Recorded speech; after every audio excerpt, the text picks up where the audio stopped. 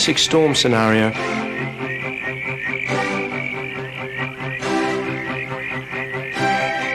I take it you're not showing me this in order to demonstrate the awesome power of nature, Brian. They kill Les Darcy and they poison Parlock, so you be careful. And here's the signal that brings them up to further. He's out!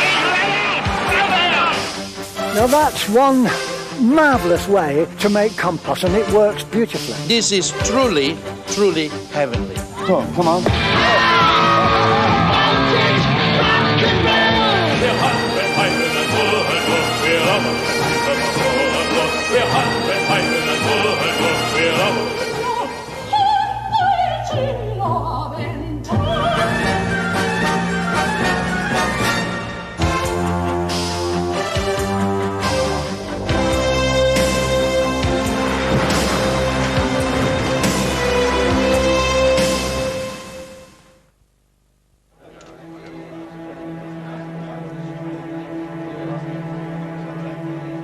One feature of a soldier's life on active service is fear.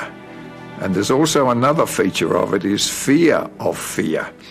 And fear that you are going to let the side down. I have looked at diaries written by participants in the American Civil War, and they express feelings exactly the same as that I felt while I was in Korea. And you put on a bravado, I suppose you'd call it, forced laughter and a forced devil-may-care attitude, but deep down you're terrified.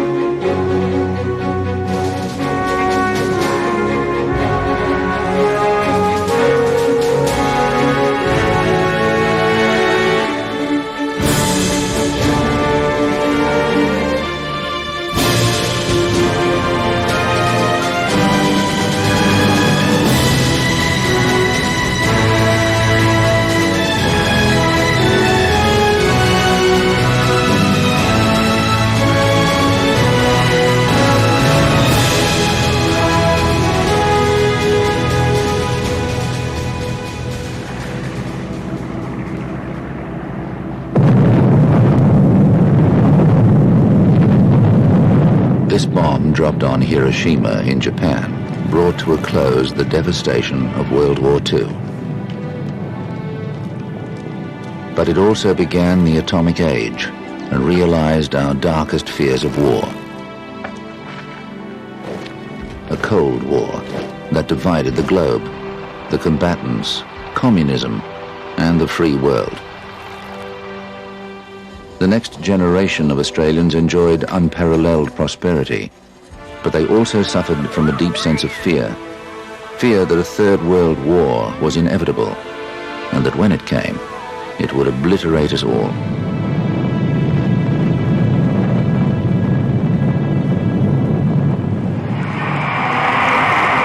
Welcome, welcome, welcome, lads.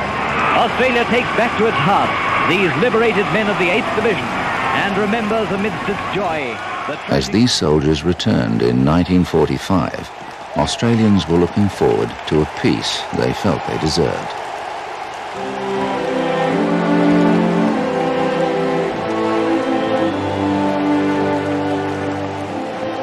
Soldiers were given a fresh start, new jobs, new skills, and a chance for all to prosper.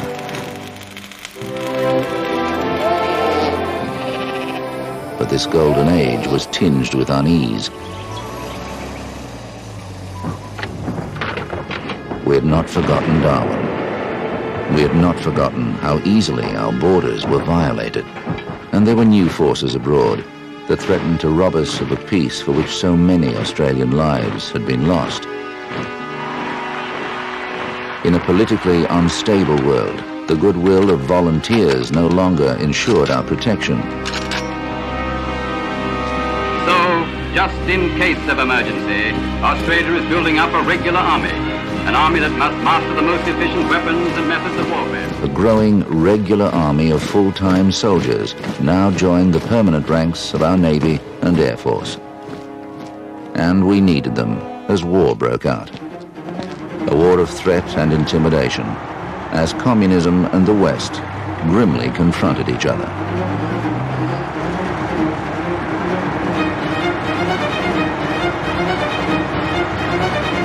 Communist bloc versus the free world constituted two mighty masses, both of them armed with nuclear weapons, and it looked as though Russia and China were closely linked together. They'd shown their expansive tendencies in Europe, Asia, everywhere, and there was a real fear that a world war would break out.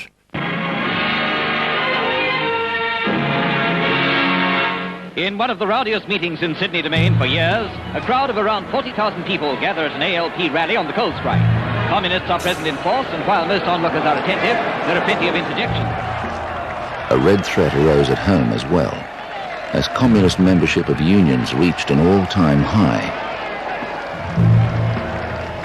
My knowledge of communism in Australia was from reading newspapers and listening to reports, and the arguments of particularly the RSL were making the biggest noise about the communist problems, and Menzies was talking about communists under the bed and using it as a political football, as it appears now. But we were pretty well stirred up with the problem that Australia could be in trouble with the communist influence. The demonstrators start wars. Police rush forward as they clash with spectators. Communist unrest in Australia was small change, though, when compared to the events that unfolded in a country half a world away. As part of the spoils of World War II, Korea was divided north and south between communism and the West. Now the Russian-backed North wanted it all and invaded. It was devastatingly quick. Within 3 days, the southern capital of Seoul was captured and 44,000 South Korean soldiers killed.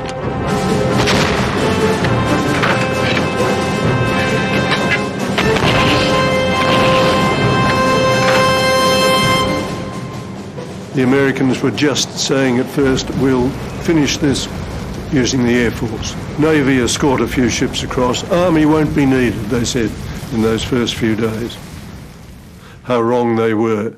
Within 2 weeks, the North Koreans were at the outskirts of Pusan, that city port in the southern part of Korea, and the whole of South Korea had been taken over by the North Koreans in 2 weeks. It was the fastest invasion probably in history almost. The invading North Korean forces then pushed south to drive the remnants of the South Korean army into the sea. At the emergency meeting of the United Nations Security Council in New York, summoned at the suggestion of Secretary... Australia wanted to play its part in world affairs and echoed the United Nations Security Council condemnation of the invasion. But in my talks with your leaders here, it's been completely agreed that the time factor is so important in Korea. Aussies leave their barracks at Hero, Japan on the way to the battlefront in Korea. Australia called on its occupation forces in Japan, and within 3 days was bombing North Korean troops alongside our ally, the US.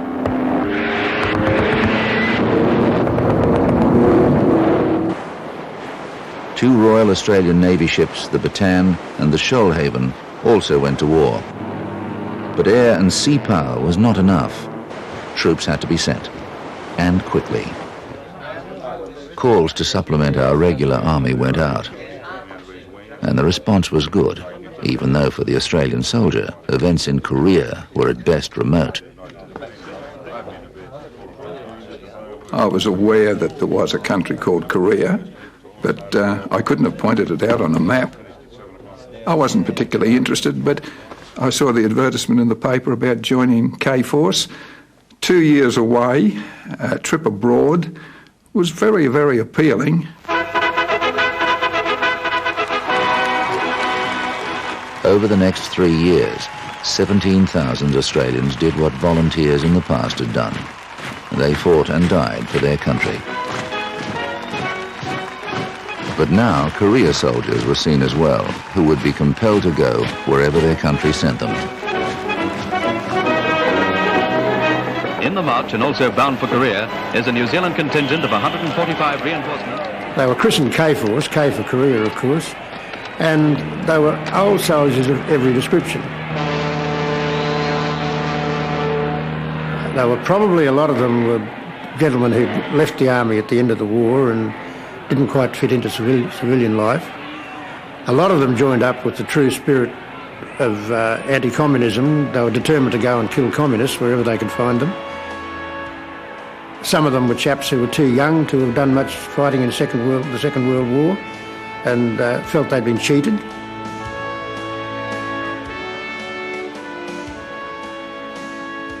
Discipline was something that they thought was for other people, not for Australian soldiers. Quite commonly you'd find a newly enlisted K-Force soldier walk up to the officer commanding his company and say, "My name's Fred, what's yours?" Saluting wasn't very widely practiced amongst them.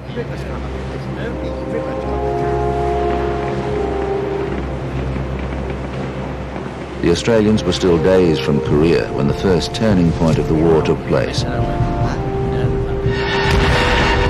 With the eyes of the world focused on the southeastern corner of Korea and the desperate battles being fought there, came the astounding news of the United Nations counteroffensive at Incheon.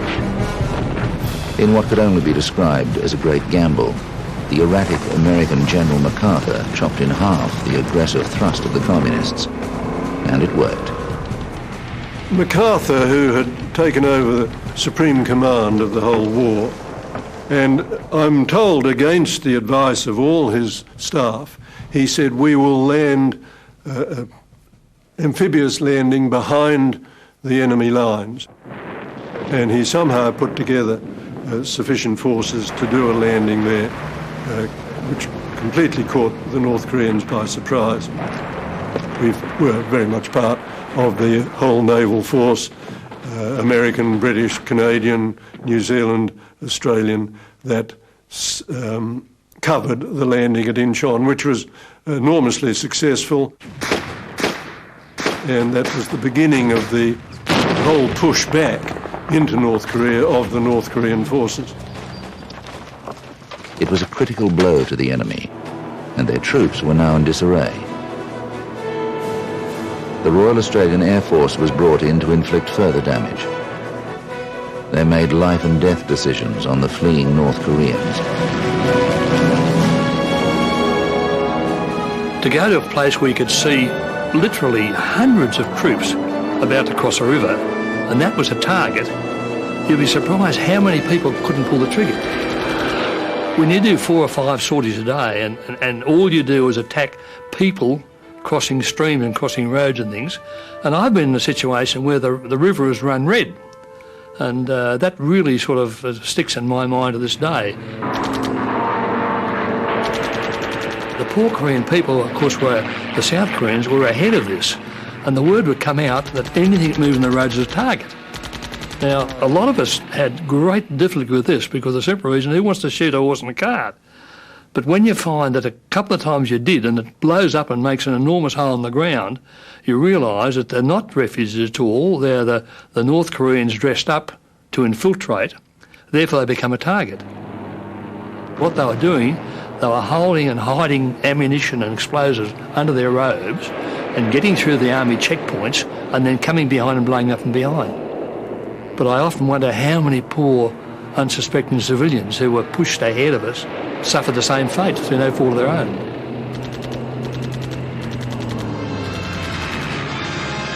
The Reds are in full retreat. Caught in General MacArthur's pincers, the communist aggressors have now lost the initiative and face annihilation. It's better to be UN prisoners. Australian troops arrived just in time to join the chase northwards. A mistake by General MacArthur gave them their first taste of war.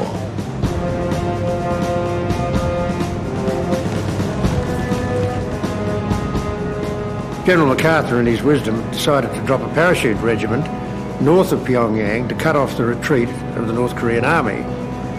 Unfortunately, the paratroopers dropped in one area, their artillery weapons dropped in another, and the ammunition for the guns dropped in yet another area. So they weren't terribly effective with only infantry weapons. And they were in big trouble because a regiment of North Koreans had trapped them on a mountainside. We were going to their rescue. When we ran into the enemy at the Apple Orchard, we disembarked quickly and the platoon commander, Morrison, yelled out, "Prepare for battle." And suddenly, it was all real. The hairs on the back of the neck stood up.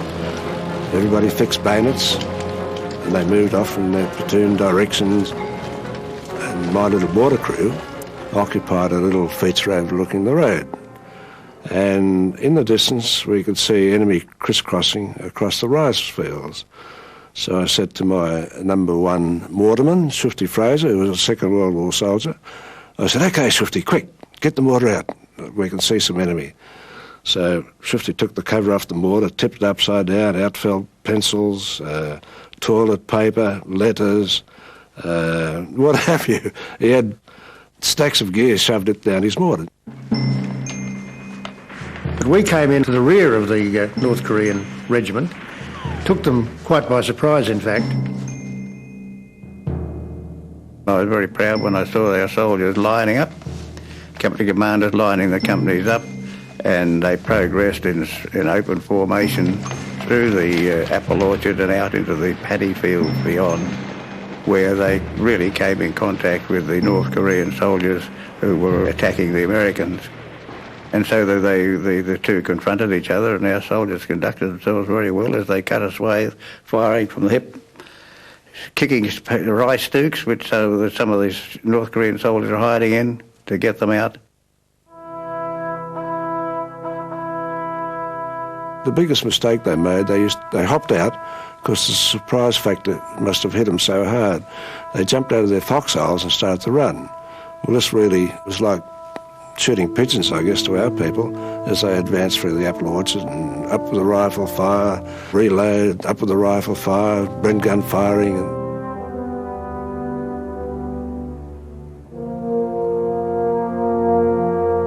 And I think the final tally at the end of that afternoon was probably about 150-odd enemy killed and about 250 prisoners.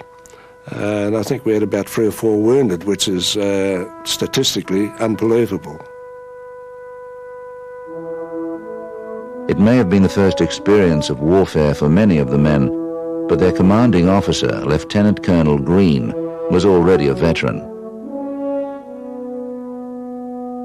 Our commanding officer, Lieutenant Colonel Charlie Green, had the kind of capability that's needed in an infantry commander. We'd known nothing about him up until then. We didn't know the weight of his metal virtually. We didn't know whether he was good at what he did or whether he'd been simply picked out of the blue as the handiest person available to take command of the battalion. He was a tremendous commander. He didn't talk very much. It was very hard to get alongside him, but his decision-making was always sound. When he read a map as though he was actually looking at the ground, his orders were always perfectly clear. Nobody ever questioned them. Charlie Green represented the changing face of the Australian Army, a permanent and professional soldier who was doing a job for his country, but combining it with family and loved ones, like any other Australian. The Charlie Green I knew was very much Charlie Green the man, not Charlie Green the soldier. And I suppose most of the men in the army would only know the soldier, who was described as being rather distant and quiet and reserved. But that wasn't the man that I knew, not at all.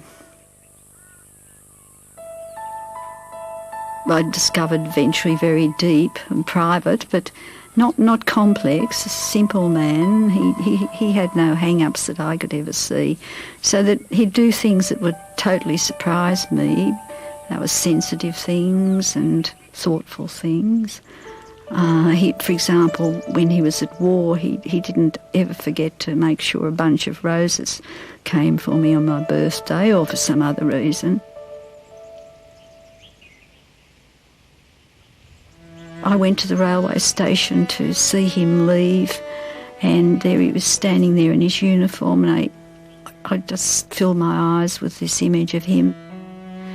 And he'd put on his uniform, and then he almost changed when he put on that uniform. It's as though he'd stepped into that other world.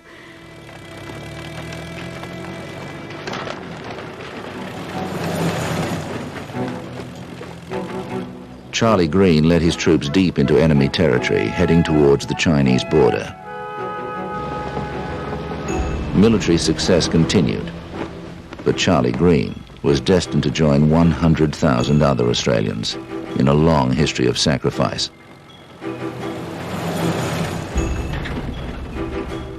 There is an old soldier's axiom that if your name is on a bullet or a shell, it'll find you no matter where you are. In that headquarters, there were 34 men digging in defences and setting up tents and so forth. There's a headquarters has got to do for the night. And one round went off, one artillery shell exploded in those trees. And of the 34 men there, it only picked one victim. It drove a hole through Charlie Green's tent and cut open his stomach and killed him. On the 1st of November, he was dead. Well, from the moment he left, I lived in fear of what was going to happen. And I've always been haunted with the thought that, did I even will, by thinking about it so much, did I cause it to happen? It's been something that's bothered me terribly. And because he was killed in such a freakish way. One piece of shrapnel hit him, nobody else. And that's another thing I've found very, very difficult to come to terms with. Why him? Why him?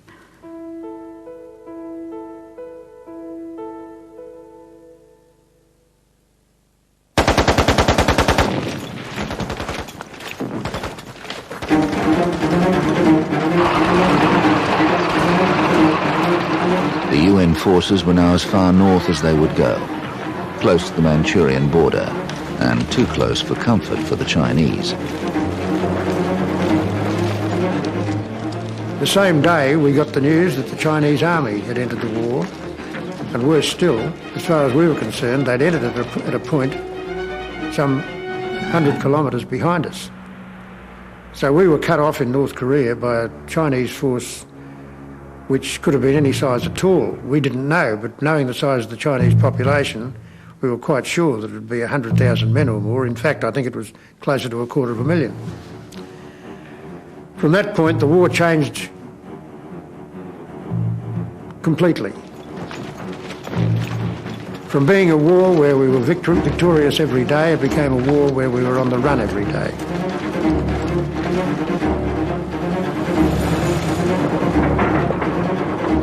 The unexpected Chinese advance forced the Allies to actually consider abandoning Korea.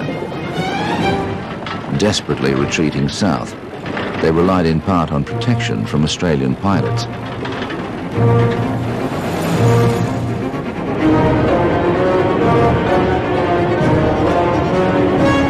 The army really were having a bad time on the ground, and but for air power, they could not have survived.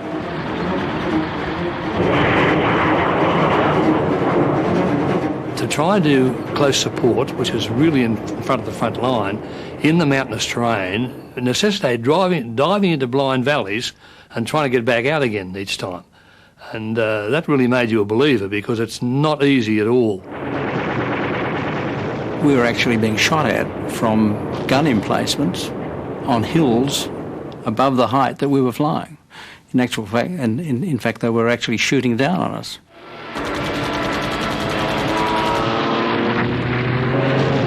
And of course, don't forget, in those days, the aeroplanes had no navigation aids at all. All we had was a compass, nothing else.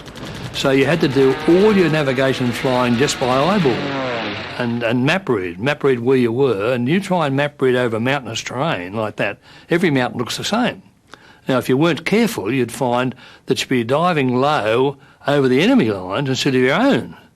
And the first thing you knew about that was people were shooting at you. So they got your attention pretty quickly. Australian troops continued their fighting withdrawal back to South Korea, where after 3 months they finally found some respite near the Kapyong Valley with other UN forces.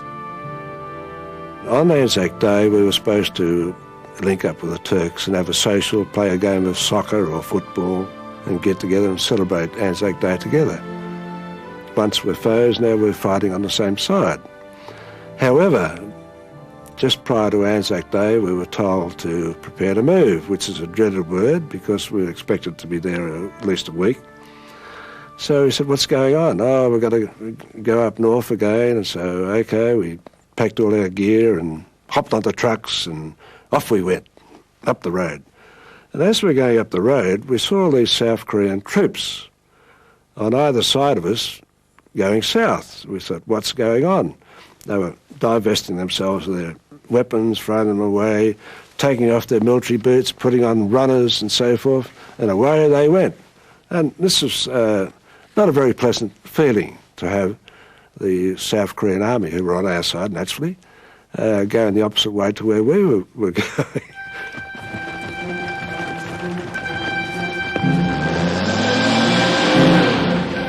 The South Korean army and civilians were retreating from a massive force of Chinese intent on recapturing the southern capital and crushing the whole of the UN forces. In a crucial battle of the Korean War, around 10,000 Chinese first descended on 700 Australians.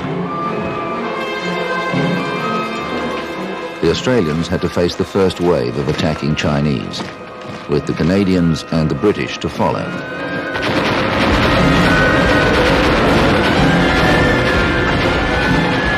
That night, all hell broke loose, and we knew that the Chinese were there. Bugles, whistle blasts, they started to attack our forward companies. We were on this ridge line, we couldn't dig in, the ground was too hard, so the only protection we had was to get rocks and put rocks just in front of us. We found that they had things that we didn't have, that was numbers of men. They could attack in wave after wave and you could shoot them down. And as one young soldier was heard to say, we'll run out of bullets before they run out of Chinese. It's like an orchestra of sound.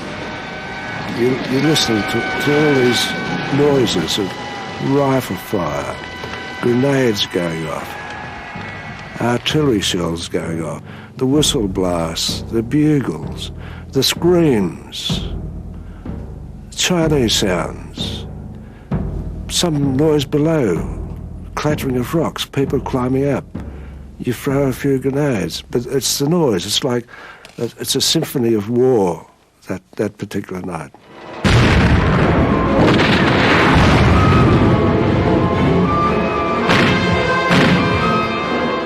Not only were the heavily outnumbered Australians forced to repulse wave after wave of Chinese attacks, but daylight brought fierce hand-to-hand combat.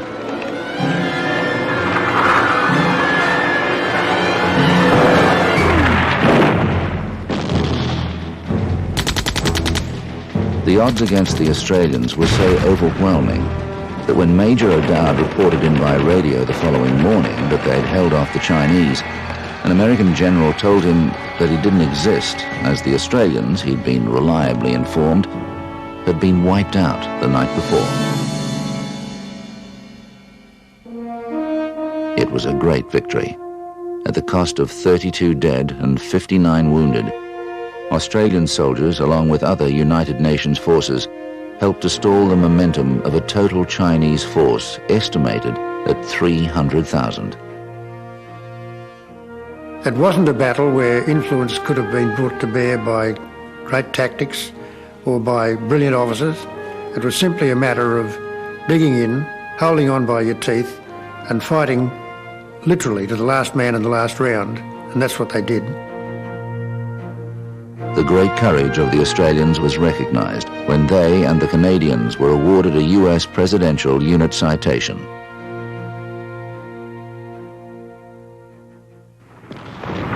An occasional shell screeches overhead, for enemy artillery pounds a village behind our lines. If you watch closely, you will see the shell bursts in the village. A year into the war, there was a promise of peace, but the talks bogged down, and so did the fighting. UN forces and their Chinese enemy dug in and confronted each other from a maze of trenches.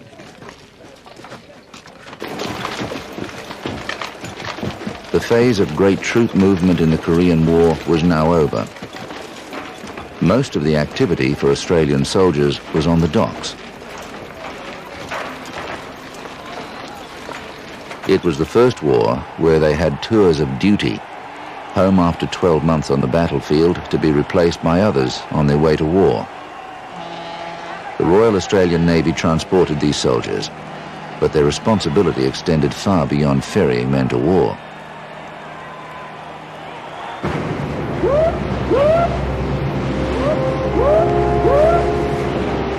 Our Navy helped to keep control of the sea around the Korean Peninsula, crucial to the success of the war. A total of 11 Royal Australian Navy ships joined UN forces, confronting sea traffic and bombarding North Korean positions on shore.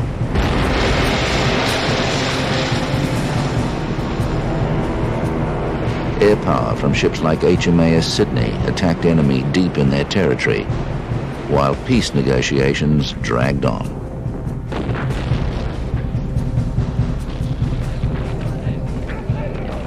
By 1952, the commitment of Australian forces to Korea was doubled.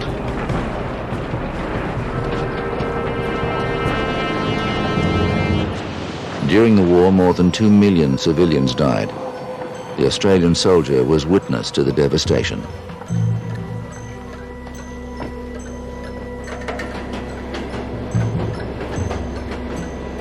As the train neared Seoul, it became daylight, and then the devastation of war became apparent. Seoul, I would say, there was hardly any buildings that had not been damaged. The devastation was everywhere. There was nothing beautiful. I remember seeing one flower, which was a sort of a little daisy-like flower. And that was the only thing that I saw all the way. Everything was smashed. It was absolutely incredible.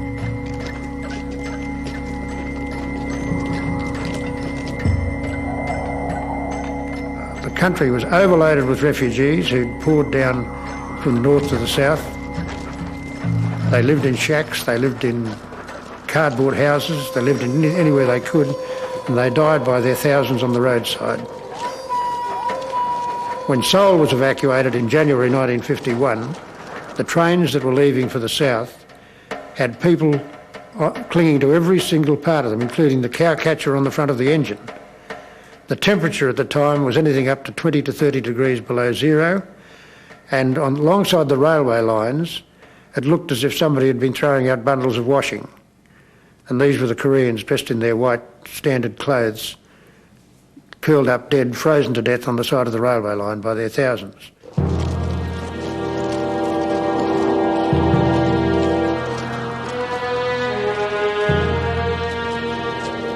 In one of the most dangerous naval operations of the war, the Australian Navy destroyers Bataan and Warramunga joined other UN ships as they laboured through heavy seas to rescue refugees trapped in the freezing capital of North Korea.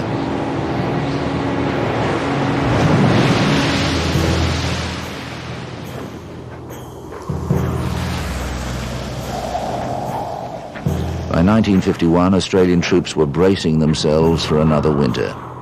It was clear that peace was not going to come quickly.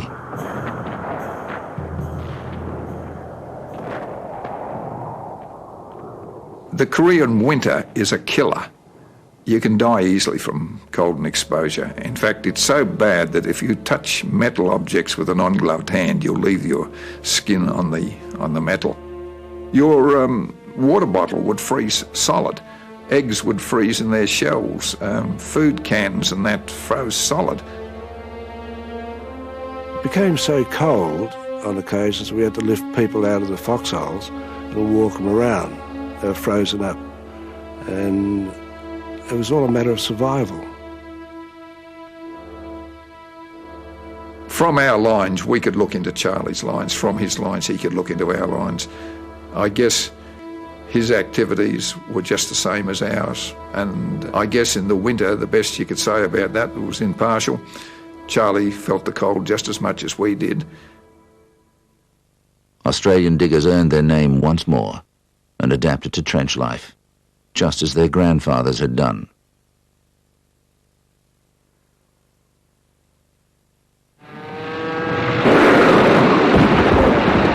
When you're crouched in a trench and you can hear these damn guns firing and then you listen for the incoming shell, the scream of it, after a while you get so expert you can tell whether it's going to land on you or near you or far away from you. And you hear the gun go off and or salvos go off, and the scream indicates they're coming close to you.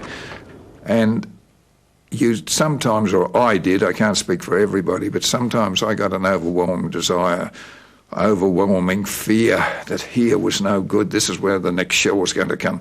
Maybe I'd be safer over there, or perhaps over there, or perhaps behind me, or perhaps in front of me. Anywhere but where I was, and you had to sort of conquer that fear because you'd run around like a rabbit after a while. And it was very, very hard on the nerves, particularly when it would go on. It could go on for a couple of hours. Once the Chinese, after a big clash in the San Juan Valley, they had a lot of casualties and we had a few. They invited us to collect ours, which we did, unarmed. And then the Chinese in turn came out with a very large force, unarmed, with white flags.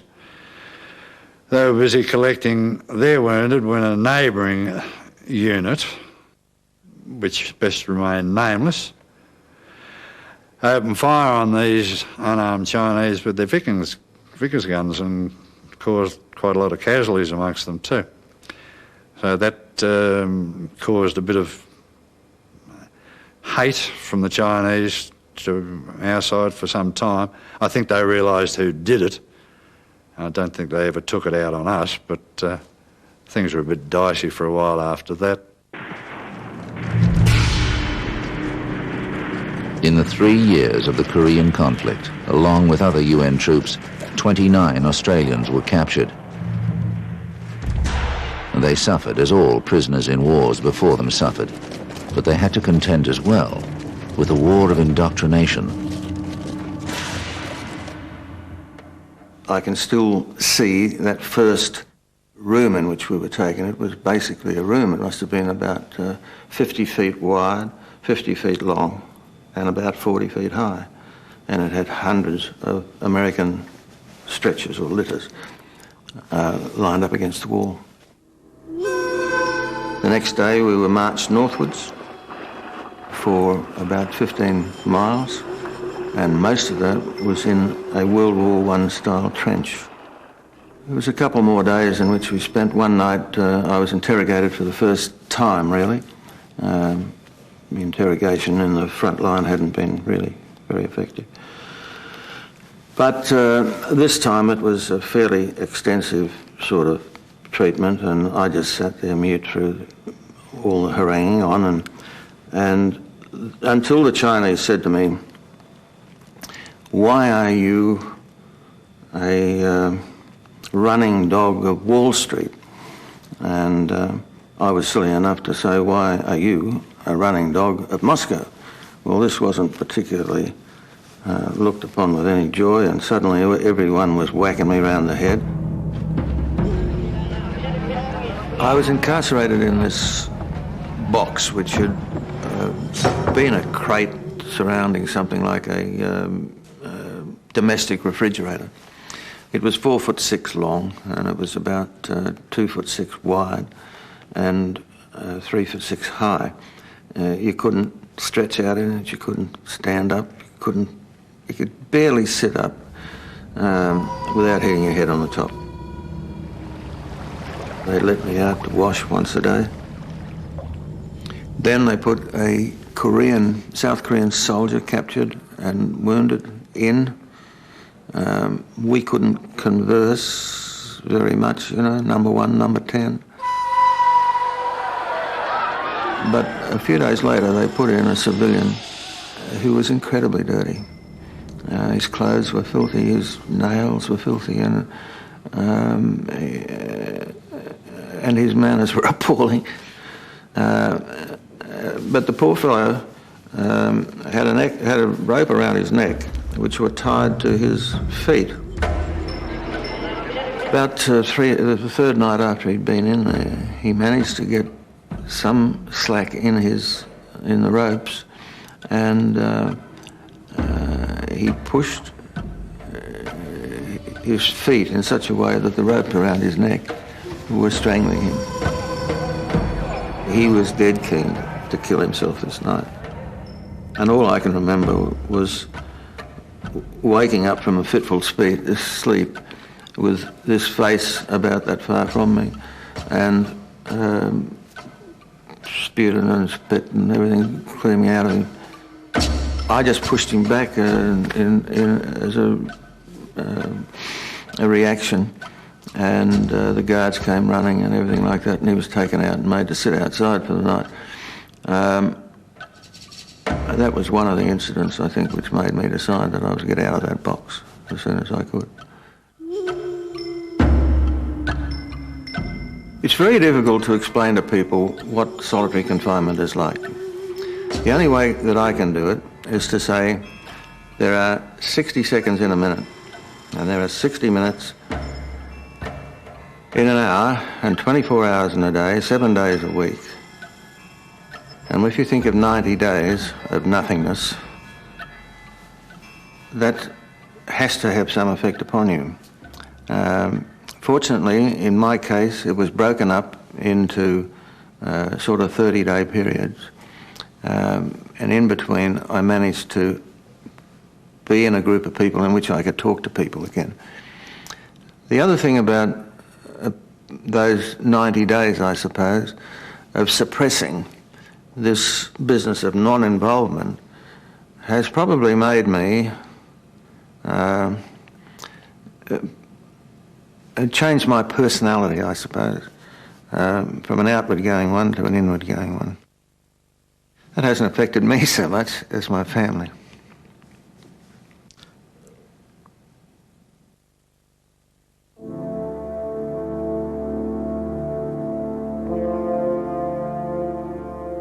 By July 1953, the hollow promises of peace had been heard for 2 long years. Now the rumours started again.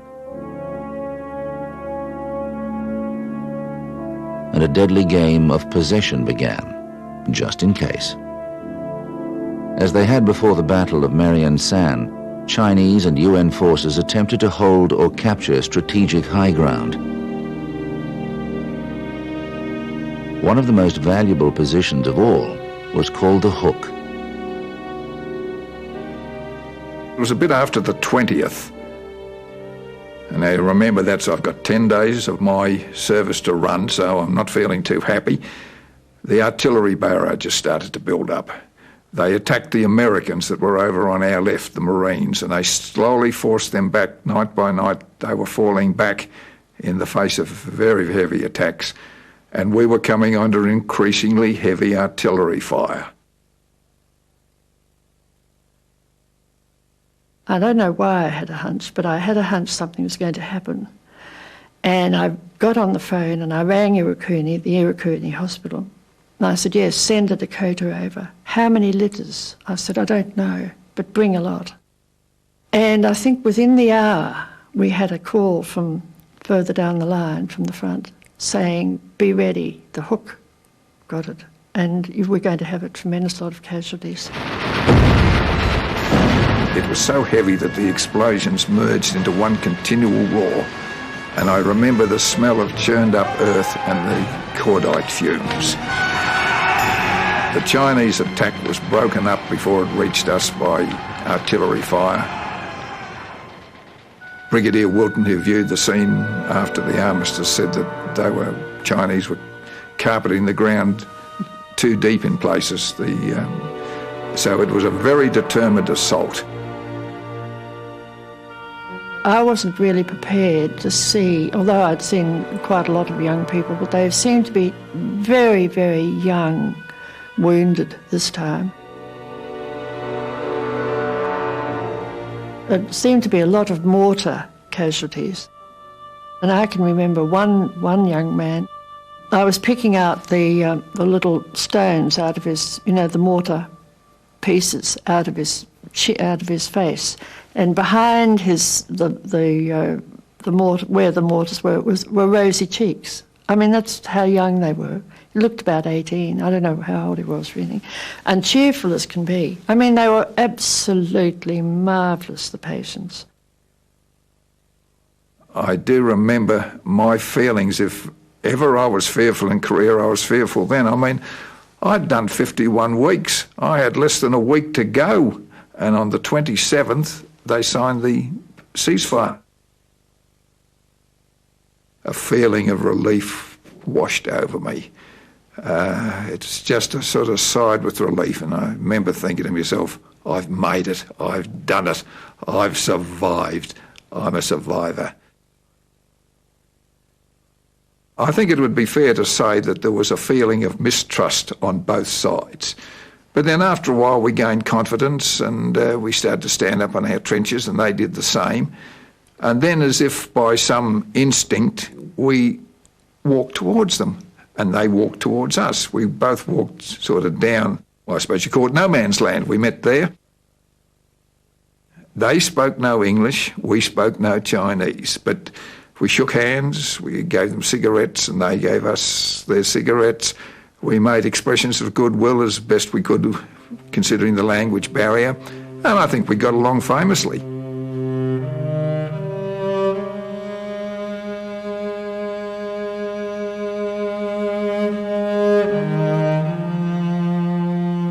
As part of the Commonwealth force at the Hook, 5 Australian lives were lost on those last 2 desperate nights. The cost to the Chinese was more than 2,000 dead.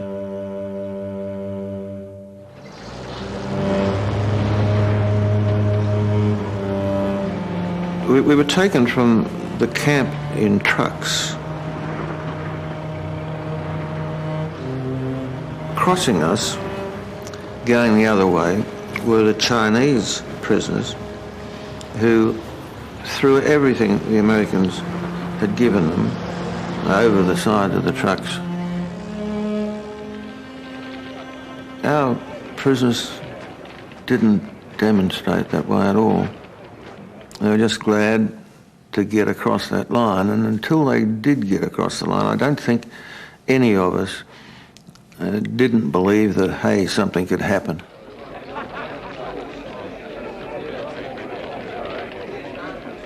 But when we did walk across that bridge, we knew that we were on the way to freedom and back to our families. To ruin Seoul, the twice ravaged capital of South Korea, helicopters fly in, seriously aiding ROK repatriates.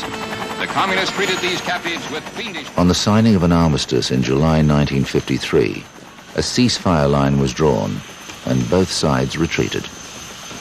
This line divided the country into the 21st century.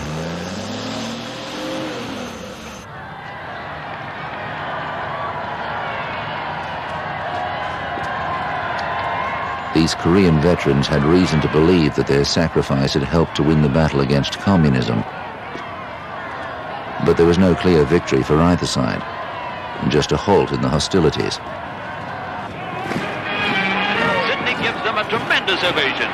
Men who fought communist aggression. For Australia and its regular army, this welcome home parade was just a pit stop in the battle against communism. Their return from Korea simply allowed the government to send these soldiers elsewhere. Our part of the world was rapidly changing as communist-backed terrorists attempted to overthrow colonial governments in Vietnam, the Philippines, and here in Malaya.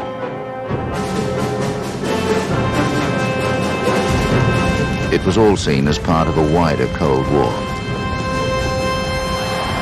Monolithic communism, it was called then, all driven from Moscow. Even before the outbreak of the Korean War in 1950, Australian aircraft were supporting the British in their colony of Malaya as they attempted to stamp out terrorists scattered through the jungle.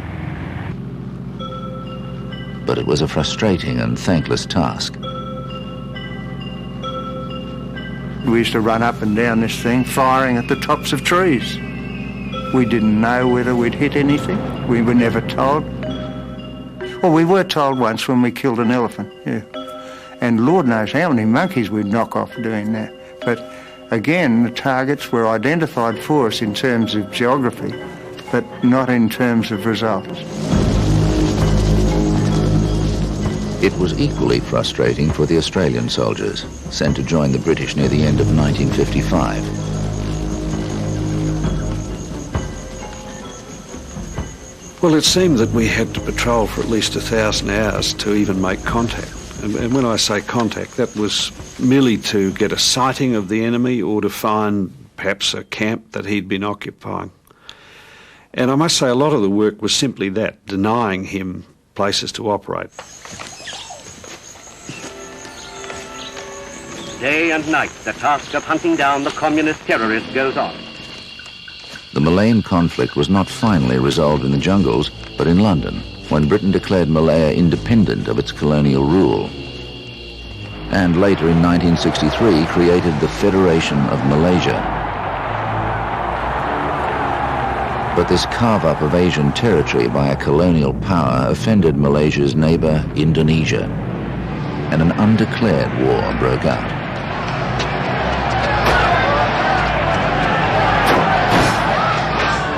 Indonesia began cross-border raids as it attempted to destabilize the new Malaysia. Australia was now the diplomatic meat in the sandwich. We had to help protect Malaysia for Britain's sake, but not offend the Americans. They were concerned that Indonesia's President Sukarno, already showing communist sympathies, might jump to the communist camp if pushed by the West. Australia was also aware that we could not get offside with an important neighbour like Indonesia. A highly sensitive political war broke out, with our regular soldiers again at the front line. But simply guarding the Malayan border with the Australian Navy in support did not prevent continued Indonesian raids. So our soldiers followed the British lead as they were sent on secret raids and counter-raids deep into Indonesian territory. The operation was called Claret, and so potentially explosive was it to our relationship with Indonesia that the Australian public and most politicians were kept in the dark for more than 30 years.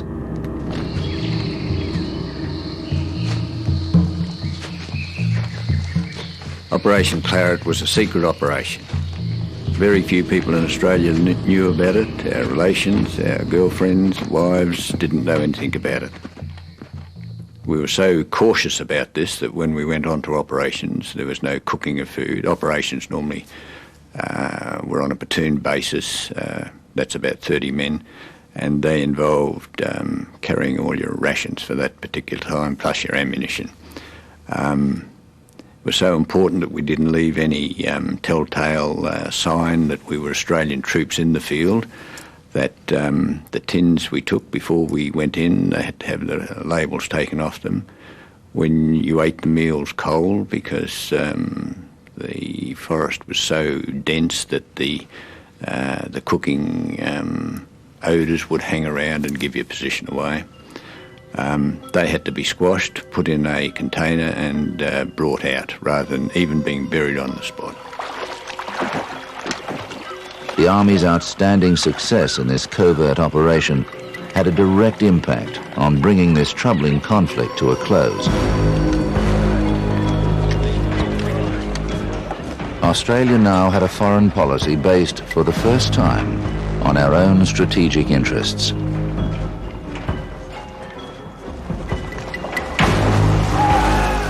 But our troubled relationships in Southeast Asia would not end with Malaya or Indonesia. They were simply an indication of things to come. Of our armed forces going to war for political reasons, rather than a response to our borders being under direct threat. It would lead us to our longest war, one that would never be won, and one that would bring great turmoil in our own country.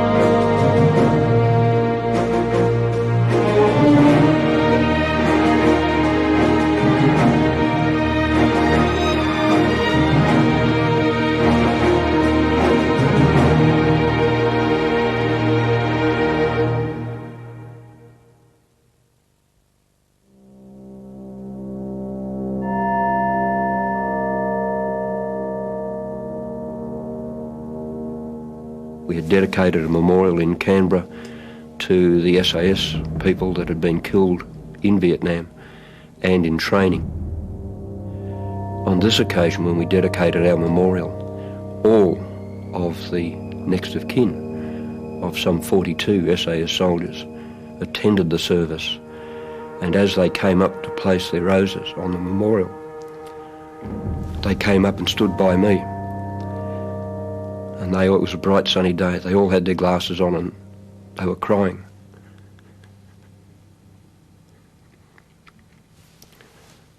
The next of kin, the families, the wives and their children, dated from the Borneo days to people that were in their late 40s and 50s, down to the Black Hawk widows in their 20s. And I think that triggered it. I just found that impossible to cope with. And it was only days after that that I found I had problems. And so 33 years after the war, I became a casualty. And all of my soldiers. All of my soldiers have done that.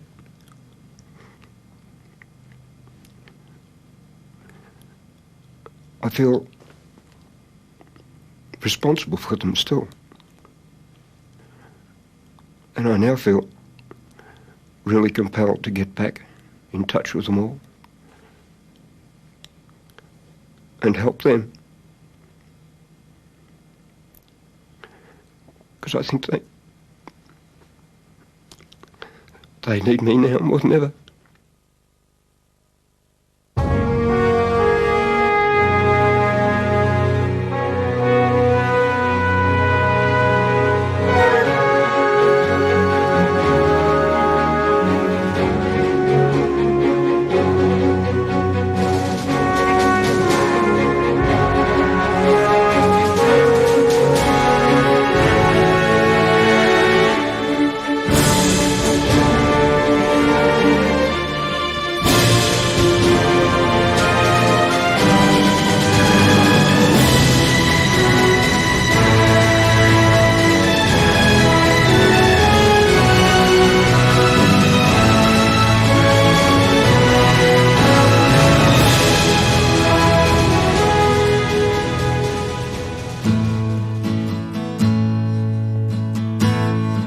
every war has its own story to tell.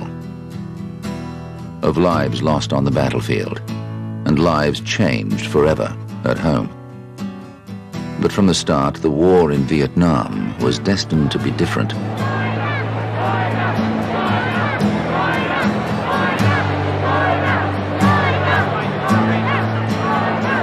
We're at the Sydney Town Hall on the corner of George Street and Park Street. It was a war that had the power to divide ordinary Australian men and women.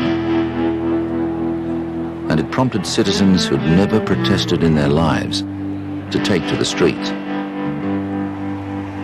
Vietnam weakened our strong ties with an important friend as we went to war for the first time without them.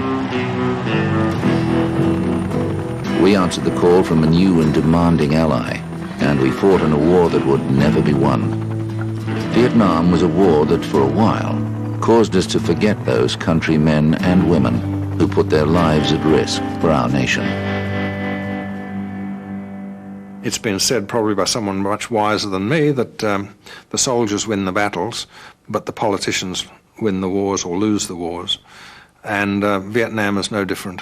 The politicians sent the soldiers in. We were not very well equipped. We were not very well supported. We won the battles. We lost the war. Morality had nothing to do with it. We were there for purely pragmatic reasons, and I could understand that. The Americans said, for Christ's sake, look, you lean on us for your security, whether it's proper or not. You lean on us for your security. Therefore, we want you there. You know, we've got a lot of brownie points with your country, and now you owe us. It wasn't simply a response to brownie points owed that sent our troops to Vietnam. The communist North had attacked the American-backed South. We feared that if Vietnam fell to the rising force of the communists, then like dominoes, neighboring Asian countries would also fall. The falling dominoes would lead the communist threat to our shores.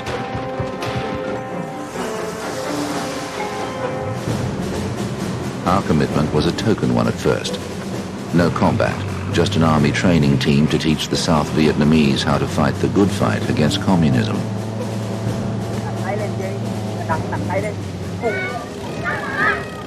G'day. Ciao, Em. But even in those early, naive days, the lies, secrets, and double dealing that were to characterize this conflict were already in operation. For the Americans, winning was everything, as a young Australian officer found out firsthand when he was sent to the Central Highlands of Vietnam by the CIA.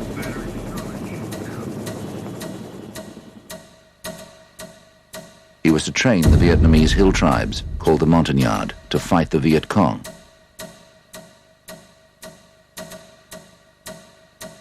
But Captain Peterson's mistake was that he was too successful. And this success drew another CIA assignment, to take part in a widespread program of assassinations. I said, if anyone has to be knocked off, I have the men to do it. And from time to time we do it. But no way do I want to create a special force of assassins. I called it a Frankenstein monster. I said, no, I won't be in it.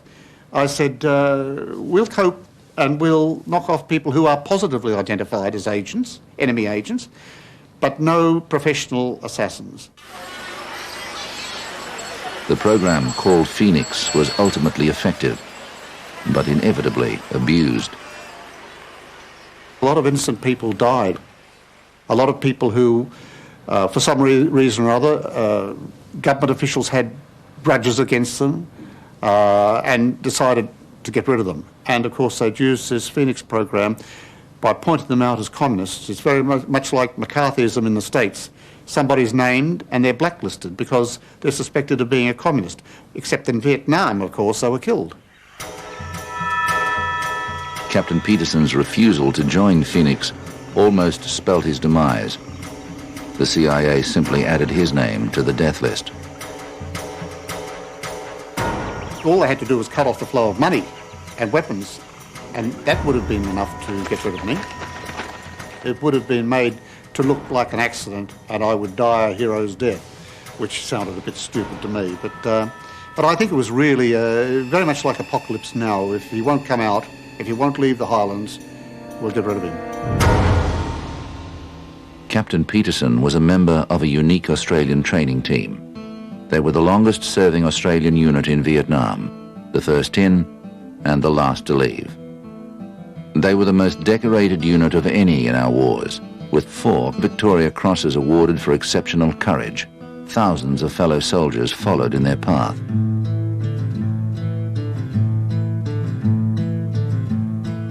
A is for Aussie, the salt of the earth, a fearless soldier, but he's full of mirth. B is for Bamooey, bar a noggy drink, a glass down your throat and your guts down the sink. C is for Charlie, the elusive VC. He hides in the jungle, but he can't hide from me. D is for Digger, the bravest of all. He sells his life dearly at his country's call.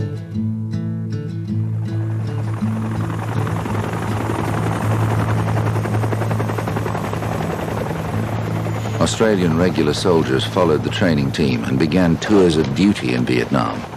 They entered the most technologically sophisticated conflict yet seen.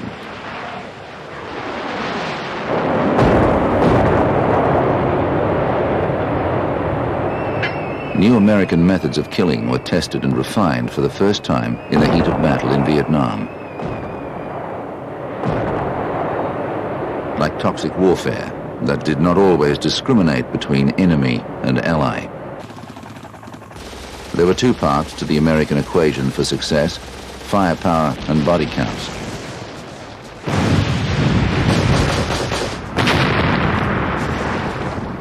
The Americans killed more Viet Cong, but suffered many more casualties for their successes than the Australians did.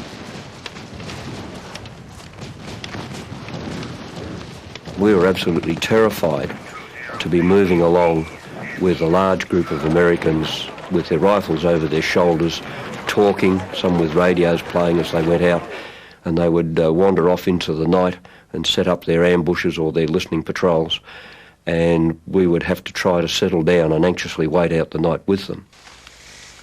We continued to operate in a very stealthy manner, in the way that we moved through the jungle, looking for the enemy and then fighting him on our terms, rather than drawing them to us as the Americans did.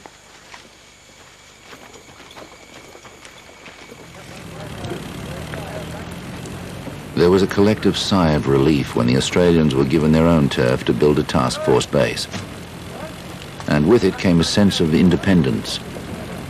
They now had a chance to work in their own way, relying on stealthy patrolling and patience in finding and confronting the enemy. Australian soldiers dug into what was to be their home for more than 5 years, the province of Phuoc Tuy. I have got a story that I would like to tell. It's a tale of death and glory, nerves, fear and hell. Words can't convey the feeling of the man this tale's about. He's a silent man moving up that track. He's the lonely Ford Scout. He's just an Aussie soldier this tale is all about. He's the silent man moving up that track. He's the lonely Ford Scout. During their time here, Australian soldiers would adapt to the climate and the terrain and distinguish themselves in the heart of this renowned Viet Cong stronghold.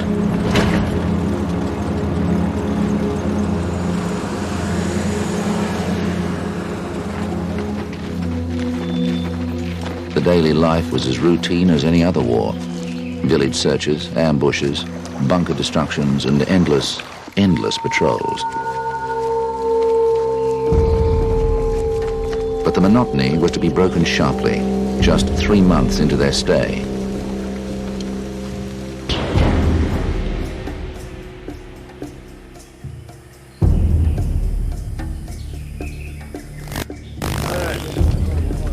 Australian troops are unwinding at the end of the day, unaware that tonight 24 of them will be wounded. The Australian Task Force base is to be attacked for the first time. A fierce and bloody battle called Long Tan will follow, and these soldiers will realize that they face a committed and lethal enemy.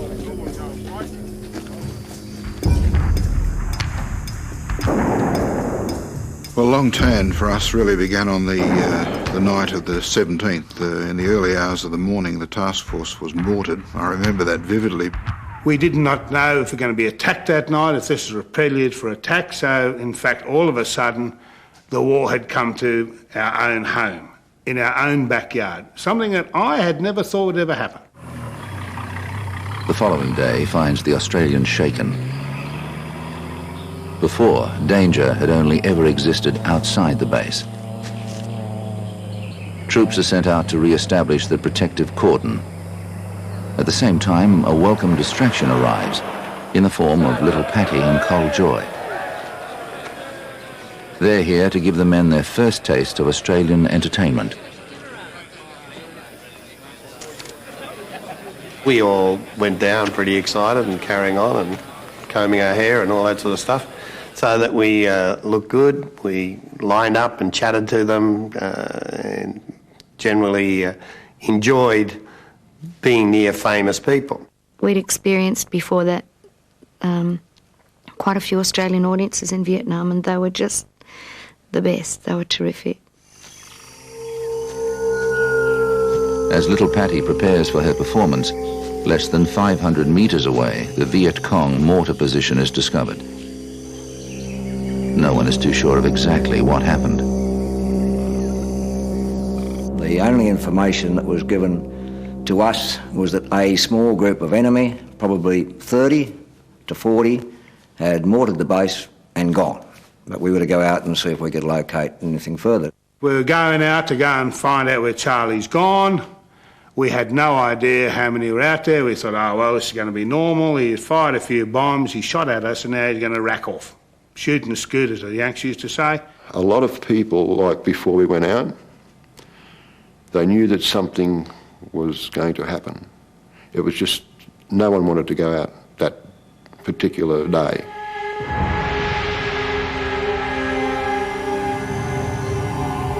From the first day of the first patrol in Vietnam, long before the Battle of Long Tan, Australians were acutely aware that they faced a different kind of enemy. For more than 1,000 years, the Vietnamese had been forced to live under the heel of foreign invaders. In that time, they developed a repertoire of ingenious ways to combat their enemies.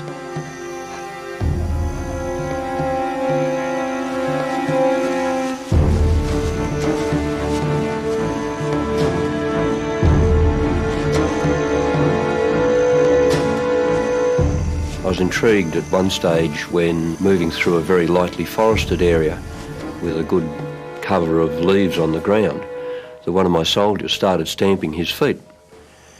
And he very carefully crouched down and said, have a look at this. And he brushed away the leaves and found a piece of wire, a loop of wire in the middle. And he very carefully eased it out, looked underneath, and then lifted off this concrete lid that had earth in the top of it and leaves over it that disguised the entrance into a tunnel. They started off as a very small spider hole, just big enough for a person my size to get down, and then underneath the ground would be developed out into chambers, and they'd have wells there, they had hospitals, they had communication centres. It was all underneath the ground and sometimes very deep.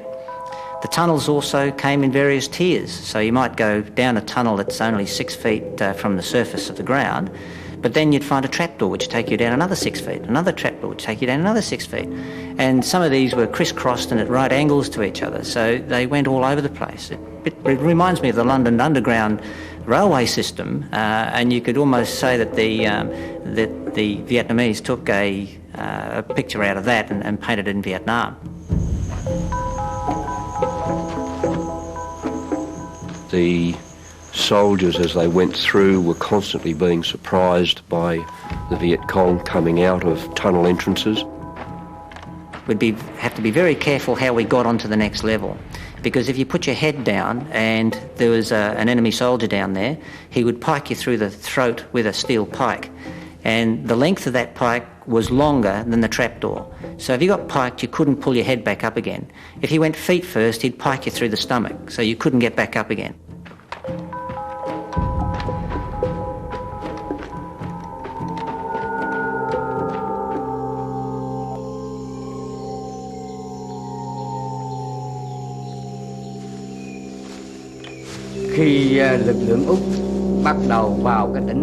When the Australians first came, we didn't know their intentions.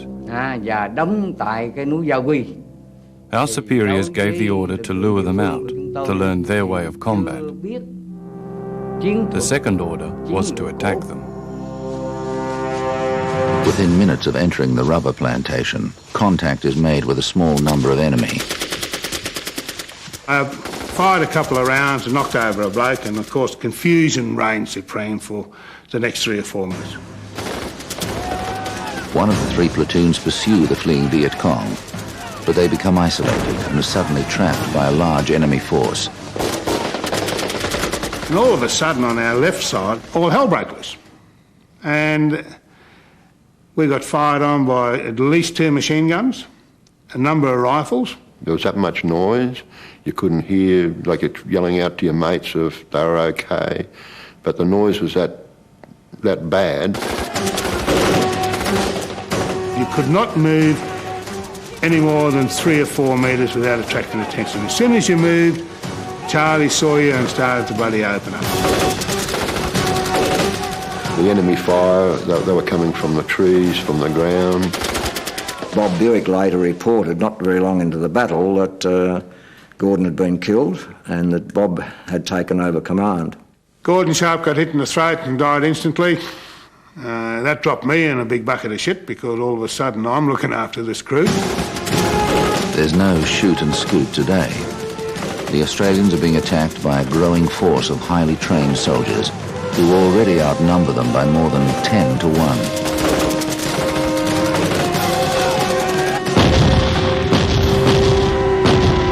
In a rare move, artillery fire is called in from the Australian base.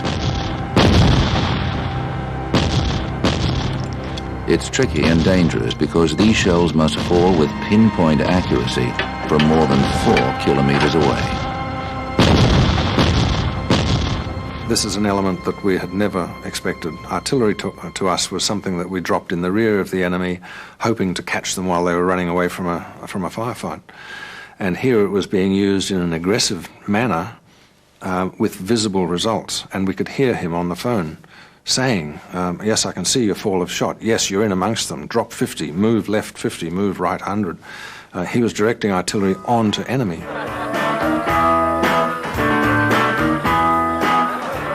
Between the pauses in gunfire, strains of Little Patty's concert drift to the battlefield. During the second show, I could sense that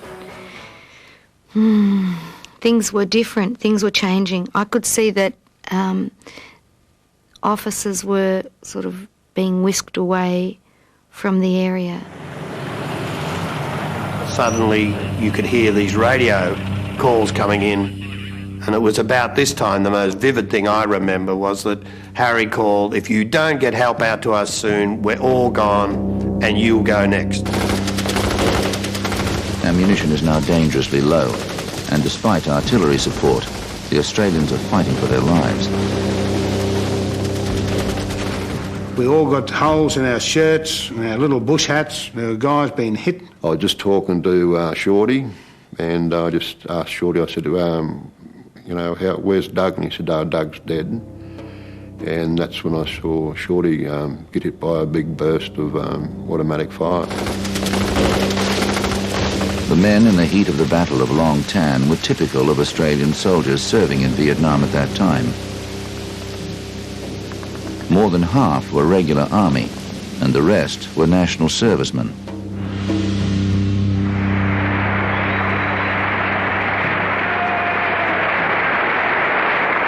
The most important issue in this campaign is conscription.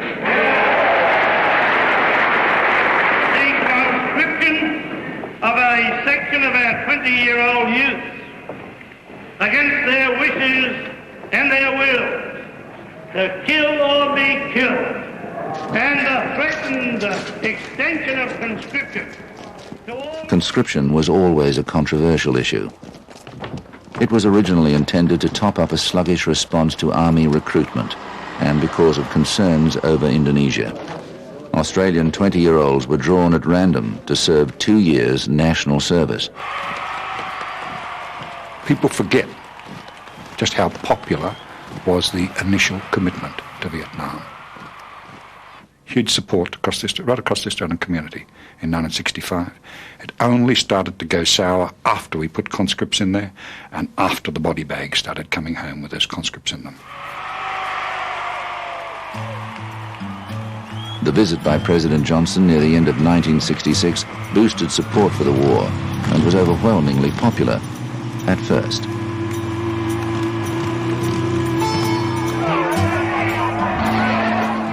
Following the Johnson demonstration, I could say that I was leaning towards an anti-war position. My good friend was constantly putting facts and figures before me, particularly things like bomb tonnages and the fact it was an undeclared war, and that we hadn't declared war on Vietnam, and that it was a war of national liberation, which I hadn't come across before. So these kinds of arguments were gradually winning me over, but my memory of things is that we were more interested in large abstract ideas like pacifism and freedom and so on, and the Vietnam War and the conscription issue were filters through which we argued out these grander things. We were, after all, 17 and 18 years old, and solving the world's problems was one of the things that one does at that age. The only red we want is the red we've got in the old red, white and blue. It's the red, red, red,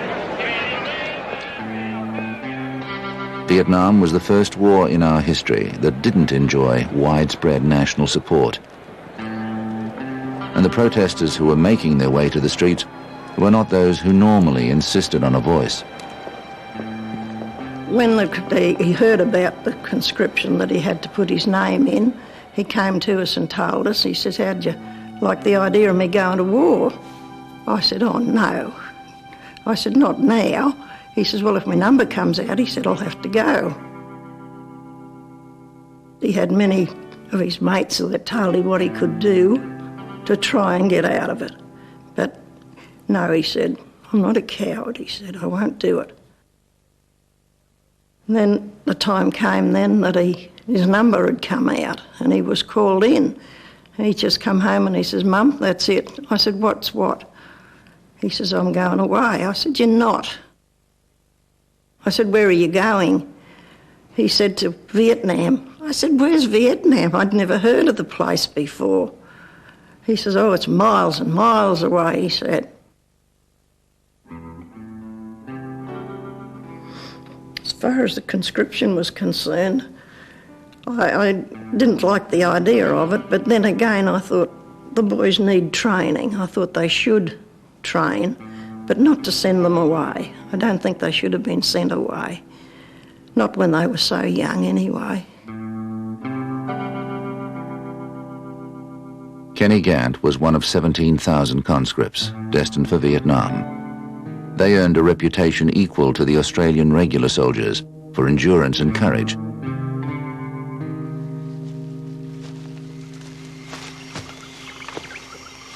Whether national serviceman or regular, the duty that greeted most soldiers was patrolling, walking the weeds, questioning and constantly searching for the enemy. An enemy that could be easily hidden by a friendly smile.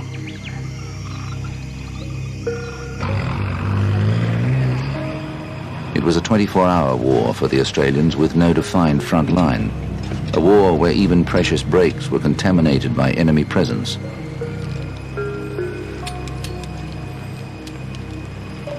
When we would get a day off during the day to go into Vung Tau, there was more tension. Because you see, Vung Tau was used as a venue for rest and recuperation, but it wasn't only used by us, it was also used by the Viet Cong. So they would be, we know they'd be in town, and we'd be in town, so it was continual tension all the time. Even if you went to Saigon, it was exactly the same thing.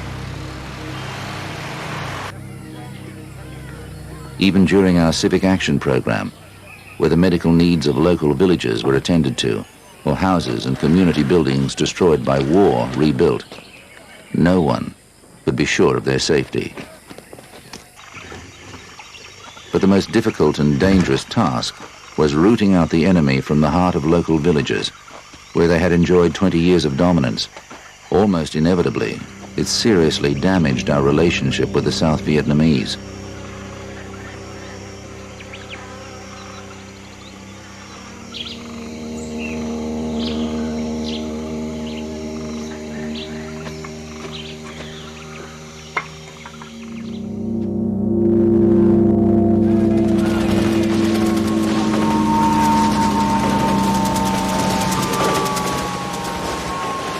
Là khóa cửa không cho tháo về, tức là ở trên 3 độ trên ép xuống, đến cuối cùng là bao. Our intention was to completely surround the Australians, to force them into one small group. As we advanced to close the net, we wanted to kill them all. We wanted an all-out fight to strike decisively, for once and for all, for them to die or for us to die.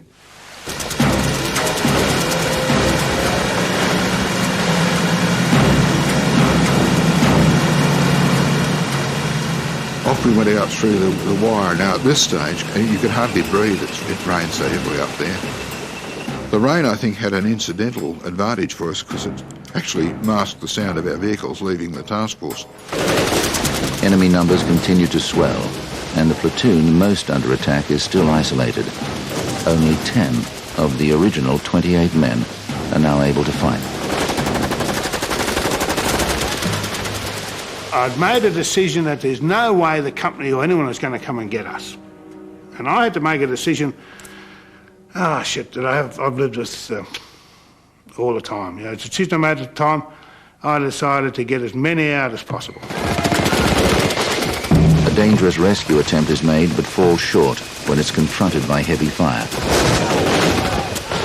11 Platoon's radio had been shot out. We had now lost communications with them. There was no way of us advising 11 Platoon that we were there. I could only hope that the longer I stayed there, the longer he realized that there was no VC behind him, that must be because there were Australians behind him, so that he would then move back towards us. Some of the guys had their grenades out in front. Some guy had a machete in his hand. He was going to take off the head of it if a Charlie came close to him. But there was absolutely nothing we could do. We'd exhausted ammunition. We had, in fact, taken as much casualties as we could. It was time to piss off. 2 helicopters loaded with life-saving ammunition make their cautious way to the battlefield.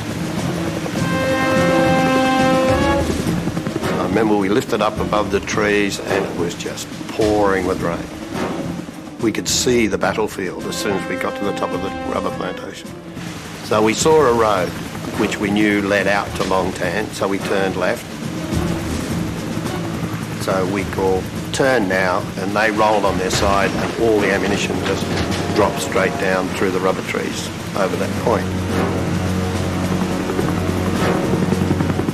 After an initial reluctance to accept this mission, the Air Force is roundly praised for their skill and daring.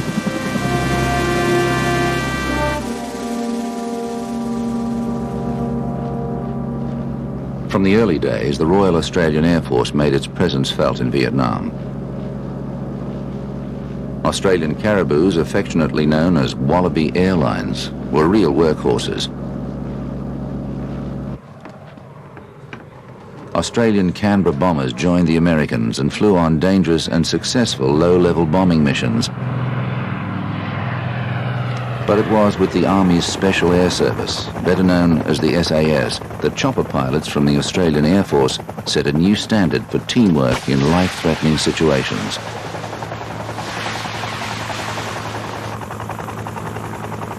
We had occasions where people were shot at, being dropped off on the landing zones. The helicopters would return under fire and pick us up again. I had a patrol of mine where in the jungle I'd had a man shot, and so out of the 5 of us we had 2 carrying that fella, and the helicopters came and got us, and there was no landing place. We had to be winched up through the jungle whilst we were in contact with the enemy, and the door gunners were firing at the enemy directly above us as we were being winched out. With the SAS, it was just a 5-man patrol. So in your operations, you needed to take everything on your back, and within those 5 men that would sustain you for a week at a time in areas that were 30 kilometres or more away from the task force base. We had no direct air support. We had no artillery support. We were totally left to our own devices. So we became a very close-knit, highly professional group of people that through our training in New Guinea and our other long exercises in Australia, we got to know one another so well that we could almost pass messages just looking into the eyes of the person next to you and with very little facial expression. Vietnam has been described as a 10-man war, with success favouring small patrols who fought with stealth and surprise. But Australians were also confronted by larger, more traditional conflicts. At the battles of Coral and then Balmoral, ferocious attacks by large numbers of North Vietnamese spanned a period of 26 days.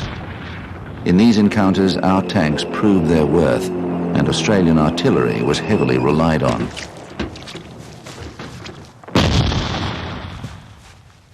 Coral Balmoral, of course, was a new experience for me and my battalion. We were then pitched into the big league. We were well out of our area of Phuoc Tuy province, and we were on the approaches to Saigon. We knew that there were very large North Vietnamese forces in the area, but the extent to which we would engage them was always as part of the fog of war, I guess. The Royal Australian Navy experienced its share as well.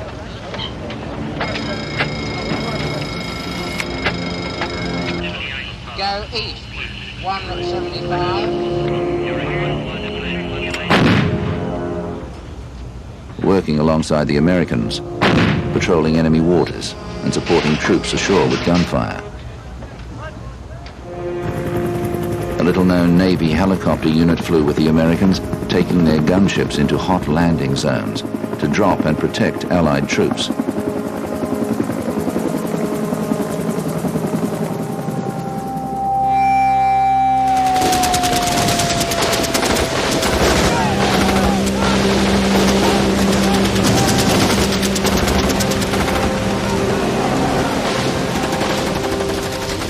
As we break out of this young rubber, there in front of us was this enormous force of enemy, but the ground seemed to stand up. But just for a split second, I thought, it's decoming, There was just this momentary pause. Then the carrier on my far right, Richard Gross, said, "It's the enemy," and opened fire. We started to edge forward, is the only way I can describe it. It's a matter of firing and in some cases actually running over the people. And we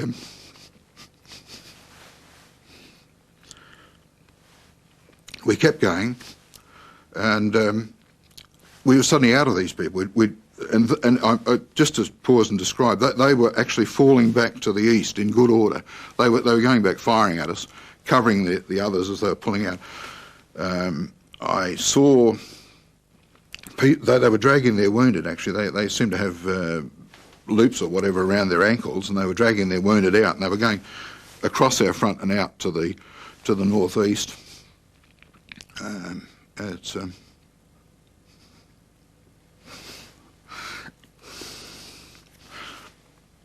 It's a pretty grim business.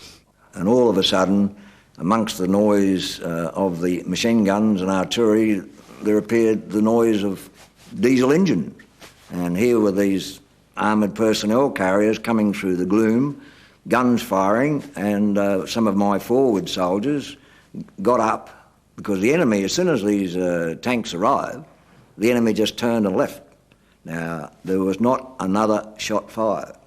And I think a lot of my soldiers thought that they were never going to arrive and that we would never get out of it. And a lot of them stood up and went over and gave the carriers a gentle pat on the side and certainly shook hands of the Armoured Corps guys and probably some of the A Company guys that came out in the carriers. National serviceman Kenny Gant did not greet the armoured personnel carriers. His life was lost earlier in the battle. He's like the rest of them. He stayed there and stayed there until the death. You know, he died at his post defending his mates. The last memory Mother Beryl had of Kenny was when she gathered with family to say goodbye.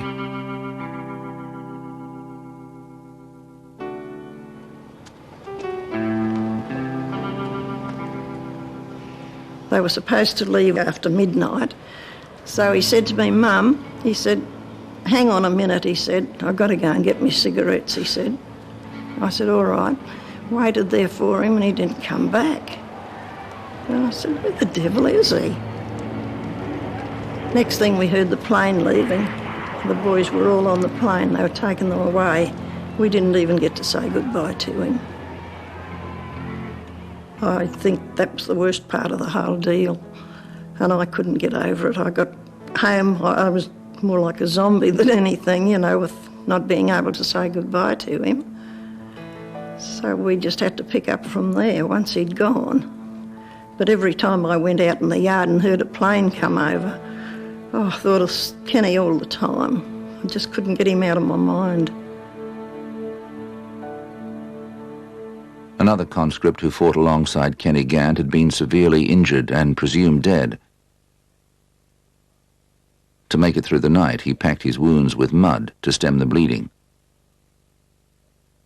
I thought, oh shit, I'm in a bit of trouble now that I'm going to be on me Pat Malone all night. So it was just a matter of trying to survive the night. And with some of the enemy coming around during the night, I just worried whether I was going to survive that as well. So when I did call out a couple of times for help, I got fired at. So I just kept quiet then and just hoped that they'd pick me up first thing in the morning. Our job that next morning was to go and visit the injured at 36th the VAC hospital in Vung Tau. And I remember standing outside. Cole had his guitar and we were ready to go into a particular entrance of the hospital, and we were saying to each other, how do you feel? He said, I'm all right, how are you? And I said, oh yeah, I'm all right. But we weren't. We were feeling pretty teary and sad and propping each other up. Eventually the door opened and we went inside, and of course we didn't cry. But much later I did. And just seeing the many wounded and their young faces, you know, they all looked like my brother. Even the first day the day I woke up in bed at the hospital, I even had a dream that the same night after that, and that all the blokes in the dream were all them friends, all my mates that were killed.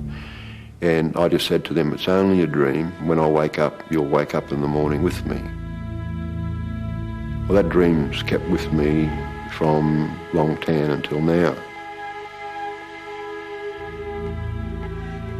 It doesn't happen every night, but it happens quite often, that I still have that same one dream about those young blokes, telling them that, you know, when I wake up, they'll wake up with me.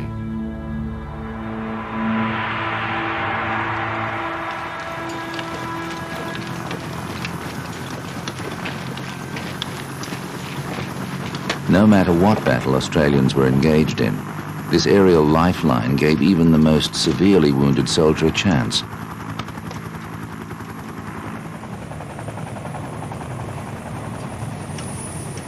as the war wore on, casualties realised that if they were badly hurt and they could survive till they got to our pad at the hospital, which was known as Vampire for some strange reason, if they made Vampire, they reckoned they had a pretty good chance of surviving.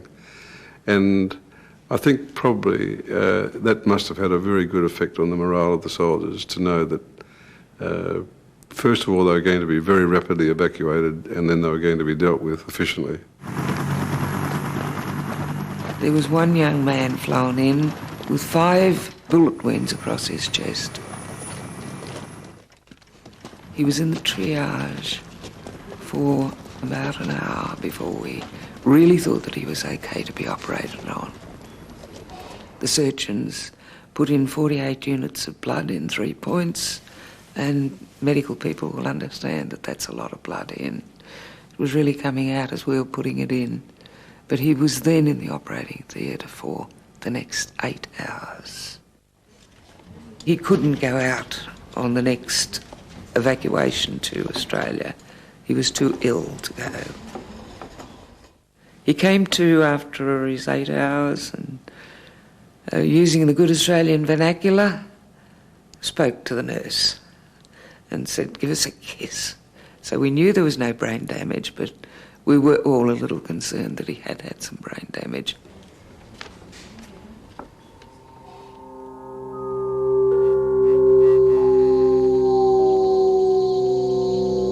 It's the day after the Battle of Long Tan, and Australian troops return to the battleground.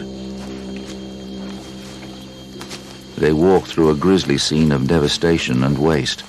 108 Australians faced an enemy force of more than 2,000.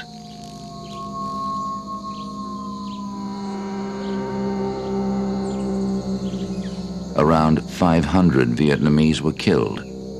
18 Australians died.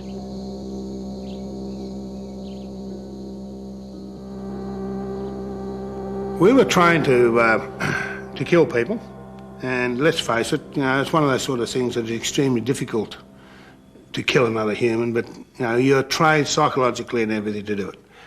What they don't train you for is when you've got to go back into a battlefield. 10% of our emotions were the thrill of the victory, and you could see the devastation. You could say, we won, we won. But 90% was this letdown, this awful dread that what we were witnessing, not that we had caused it, because most of it, we weren't witnessing people that we had actually shot. We knew that artillery had fallen or someone else in the company had shot them or something. It wasn't a personal guilt, but it was just an overwhelming dread of just loss. I was not prepared to handle bodies late in the day that were fly blown. You'd grab hold of an arm and you'd pull him into a hole and the arm would come off and his whole body would be full of maggots. For days after, you can't get the stench. You know, if you handle someone that's dead, you can't get the stench off your hands. And if you're a smoker like I was in those days, every time you lit up a cigarette, you could smell death. It's another one of those things you can't explain. If you've witnessed it and been there and done it, you remember it. But then you try not to remember it. And this is the whole thing. I have been trying not to remember. And I think we all do that. You have an image in your head, that guy, he will never hold his kids on his lap. He'll never have a Sunday lunch with mum and dad again. You just sense the loss.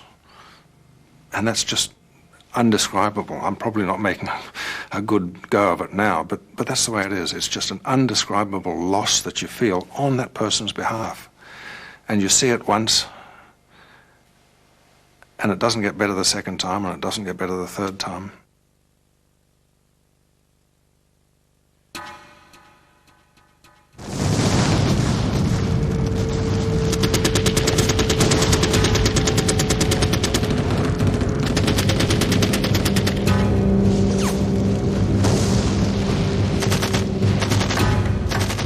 If there was any time that exposed Vietnam as a war influenced by the media, it was on this day. It was the Buddhist holiday of Tet in 1968.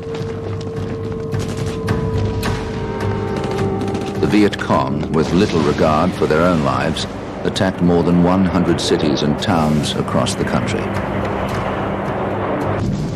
On paper, it was not a victory for the North Vietnamese, but the television reports delivered to lounge rooms across the world exposed the futility and the unvarnished horror of the war.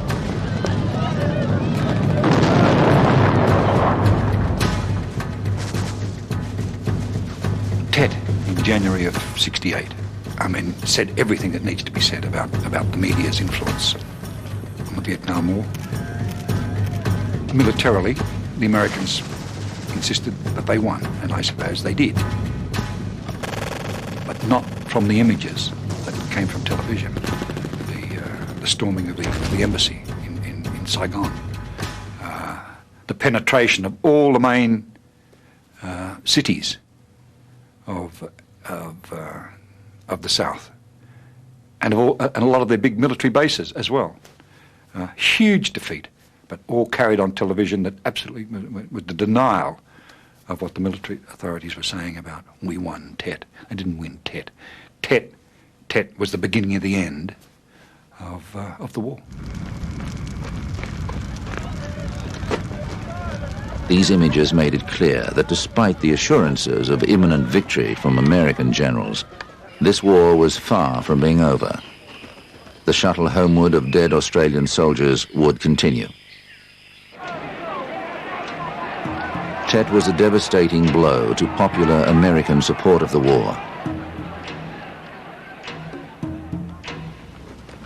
The Vietnam War would drag on for another 4 years. But within weeks, American bombing of North Vietnam paused, and plans for an American withdrawal began. Australia would follow. We need numbers and more numbers to get up and cry out, to march in the streets. Clearly, they will keep killing our Vietnamese as long as we keep killing them. Perhaps inevitably, the protest movement in Australia followed the American model as faithfully as the Australian government followed American policy. All imperialist troops! All imperialist troops! Despite our troops' consistent and courageous victories, the war had been lost. Australian soldiers were ordered home. In the province of Phuoc Tuy, the heart of our major successes for more than 5 years, control fell to the Viet Cong as soon as our soldiers returned to Australia.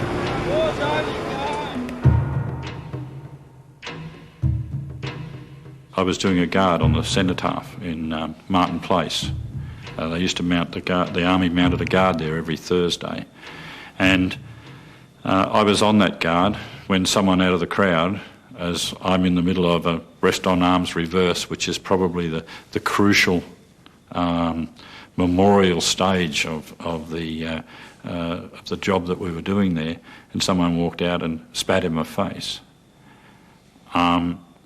I was tempted to pick up the rifle butt and hit the person. Right? I didn't, and I stood there, and I just didn't feel like a soldier. I didn't feel that I had done my duty for my country like everybody else had. You know, like my grandfather, my father before me, and so forth. You know, it was the greatest insult that could have occurred. After a very short time in Sydney, I went down to Melbourne, and my father took me to his return services club, and I'd been asked to tell them about my experiences, and I did that. And the old diggers said that wasn't a war, that I didn't know what a war was. And I was just devastated.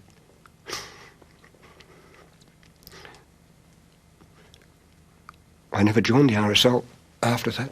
I came away and just couldn't cope with it. It was bad enough with the civilians, but to have the old diggers say that was terrible. So I got back after my leave and got into the army and went on with my training. And I inevitably went back and did another tour. And we had the same thing happen again. I think the protesters were really misdirected. They should have been taking out their anger on the government, and we could have accepted that. But to have them doing it to the soldiers, that's inexcusable. And they should forever feel ashamed because of that.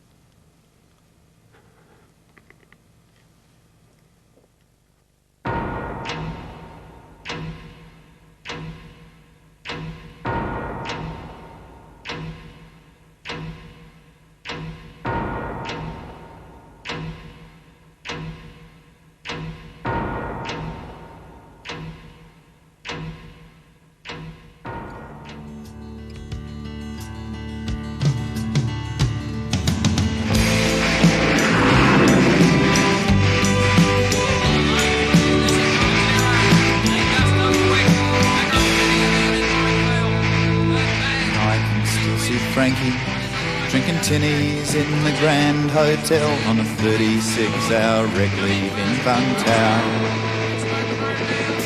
And I can still hear Frankie lying screaming in the jungle till the morphine came and killed the bloody row.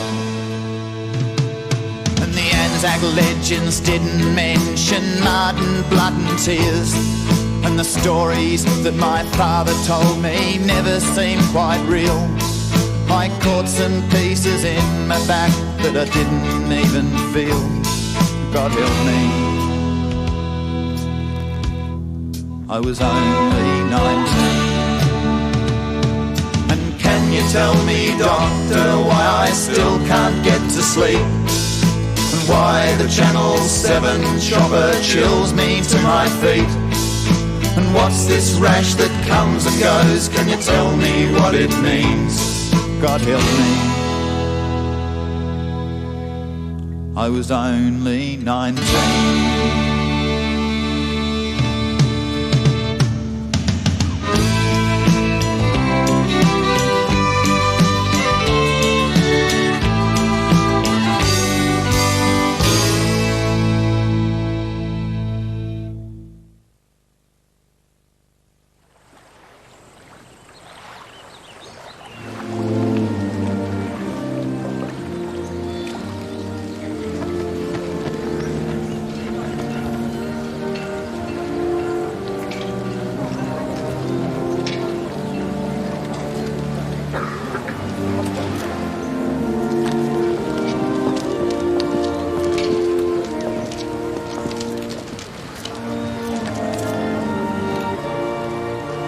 They shall not grow old, as we that are left grow old.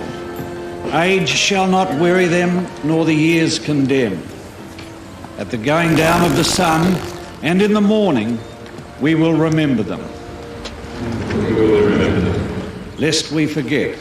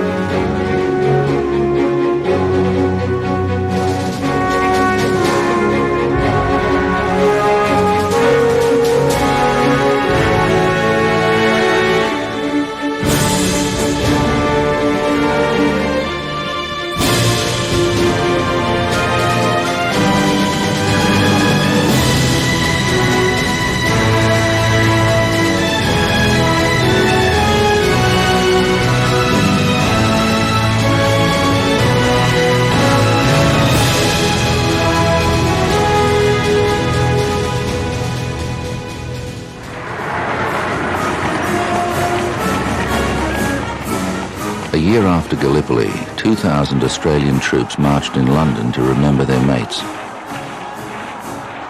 Prime Minister Billy Hughes had no doubts about what his troops had achieved. Soldiers, Your deeds have won you a place in the temple of the immortals. You have taught Australians that through sacrifice alone can men or nations be saved. The sweet, purifying breath of self-sacrifice, thanks to you Anzacs, have allowed Australians to put on the toga of manhood.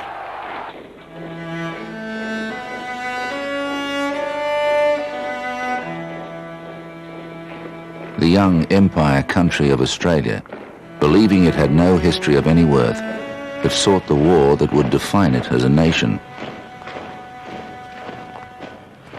Gallipoli changed everything. We now had a faith, though exactly what that was, no one could quite define. Over the years, newly returned men and women had their war experiences acknowledged and affirmed on Anzac Day.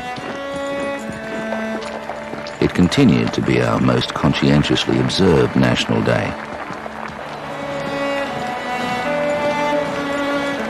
The Anzac legend is founded on fire and blood, test and sacrifice. It is not a celebration of victory in battle, but much more about the triumph of the spirit.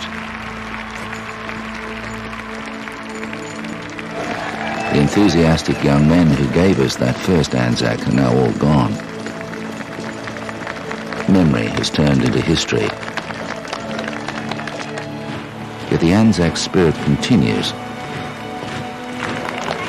Our latest veterans from the Interfet operation in Timor march the familiar journey of their forebears.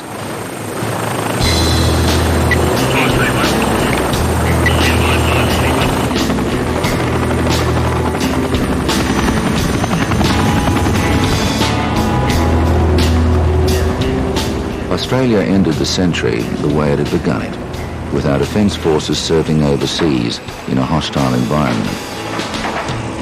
But these 4,500 men and women had a very different task: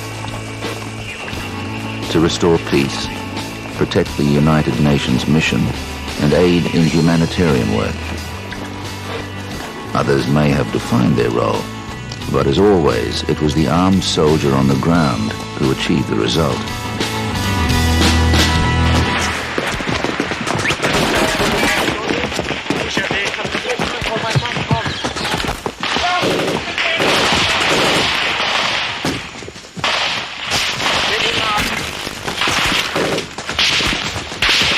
Okay, Jenkinson back. Put the weapon down. Watch that Blake, get a bead on him. Do not fire on him unless he points at you. A 3-2, this is a 3-9. Stop. Over. Check your map. At this stage, both sides have closed up together. What's remained and are speaking. The TNI and Polri, who are on the board, on the position, what is it? Want us to pull back. We were able to get there quickly. We then had very highly professional servicemen and women from all the services of all the participating countries in there. They were well trained and came together well. And then finally, when we got the job done, we went home. So it was measurable and effective and of a finite duration, didn't linger. So you can look at that now as a piece of history where you can make a judgment.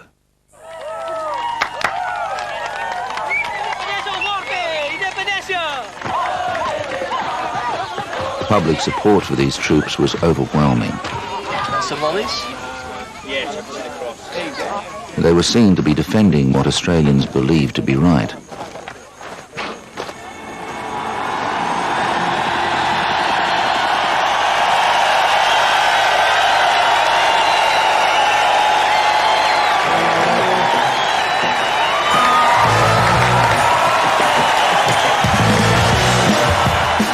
Wonderful sights of East Timorese children sitting on the shoulders of Australian servicemen and women watching the concert, and the smiles on both their faces would melt your heart.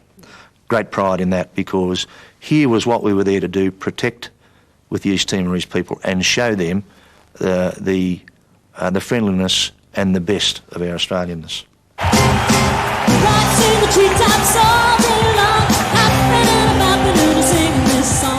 As with all our wars, Australians at home had a hunger to know and understand what our forces had achieved. By recording the events, we somehow validate them. They become part of our history. Despite the instant transfer of information available from Timor, Australia continued its tradition of sending witnesses to our wars. Painters, photographers, and historians. Wendy Sharp was one of 2 war artists commissioned by the Australian War Memorial to work in East Timor. The first exhibition of her paintings opened at the memorial 6 months after her tour, while Australians were still on duty in Timor.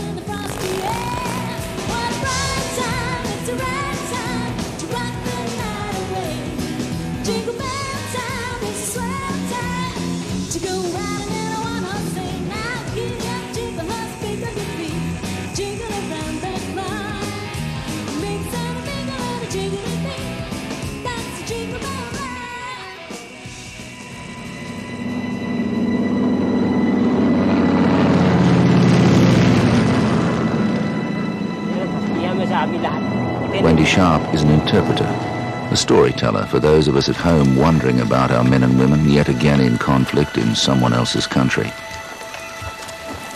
She is the latest in a long line. Don't underestimate the Jap. He's a highly trained soldier, well-disciplined and brave. And although he's had some success up to the present, he's now got against him some of the finest and toughest troops in the world. Cameraman Damien Pera and photographer George Silk recorded the desperate jungle fighting in New Guinea during World War II. Pera said that he wanted to try to do with the camera what Will Dyson did with his pencil in the last war. Dyson was a war artist with the 1st AIF. Sickened by what he saw in the trenches, he saw his drawings as a tribute to the soldiers and their suffering. He told the war correspondent Charles Bean that he would never draw a line to show war except as the filthy business it is. I remember Dyson once said to me that no picture he ever drew would go towards the glorification of war and render more likely another war in the future. As far as I'm aware, Dyson's are the only pictures which adequately depict the utter weariness, misery and distress of the men at the front.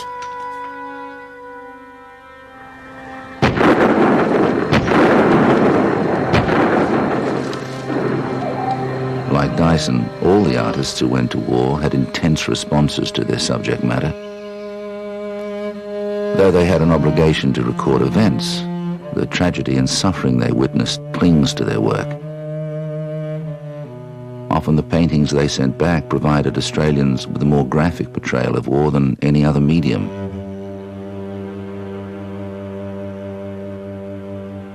By World War II, Australian war art had become a significant form of record.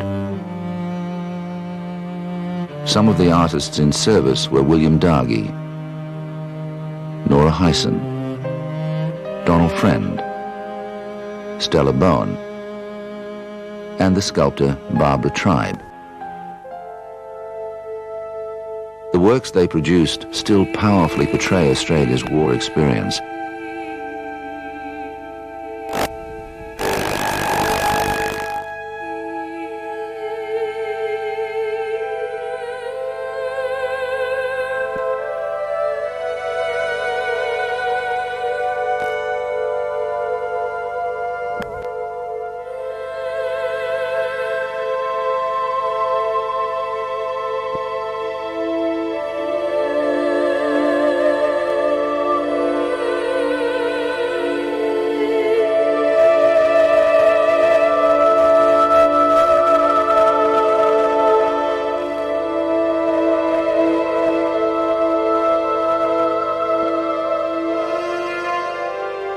Of all the artists, Ivor Heel was the longest serving and the most prolific. A 5-time Archibald Prize winner, his World War II paintings were the pinnacle of his art.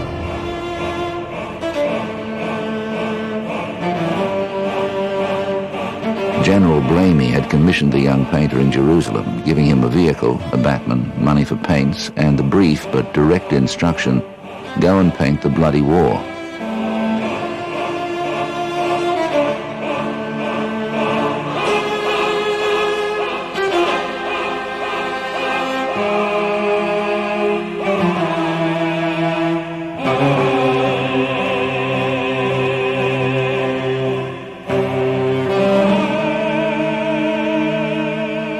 Heal did just that, and by 1944 his paintings had a tragic force that censored press reports and photographs could never achieve.